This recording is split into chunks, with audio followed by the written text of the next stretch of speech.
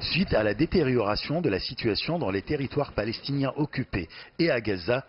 L'Égypte déploie d'intenses efforts pour aboutir à une réconciliation entre les factions palestiniennes, le Fatah et le Hamas. Les deux camps doivent s'unir face aux violences des forces armées israéliennes commises contre les Palestiniens. Ils devraient avoir une seule position vis-à-vis de la relance des pourparlers de paix avec Israël.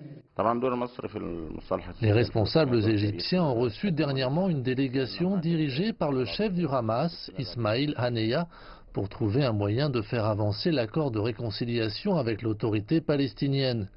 La situation à Gaza nécessite la réconciliation interpalestinienne face à l'intransigeance israélienne et face aux positions américaines qui s'opposent toujours à toute résolution du Conseil de sécurité condamnant les violences israéliennes commises contre le peuple palestinien. Sur un autre plan, l'ambassadeur de Chine auprès de l'ONU, Ma Zhaochu, a appelé Israël à faire preuve de retenue et à œuvrer à une désescalade de la tension dans les territoires palestiniens. Selon lui, la Chine s'engage à promouvoir le processus de paix au Moyen-Orient et continuera de travailler avec toutes les parties concernées pour parvenir à la paix au Moyen-Orient.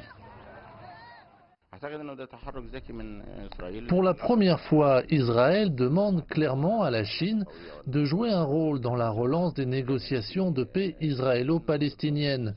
Les Palestiniens n'ont plus confiance en la médiation des États-Unis. C'est intelligent de la part d'Israël, comme il sait que les Arabes et les Palestiniens entretiennent de très bonnes relations historiques avec la Chine, qui a toujours soutenu les causes arabes.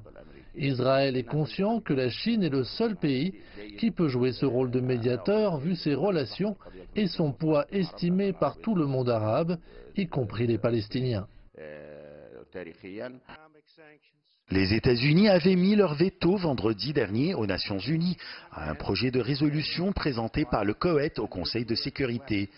Ce projet de résolution réclamait la protection des Palestiniens à Gaza et en Cisjordanie occupée par Israël.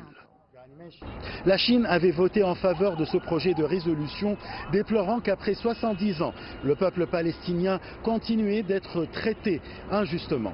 Ashraf Massoud pour CGT1 français, Le Caire, Égypte.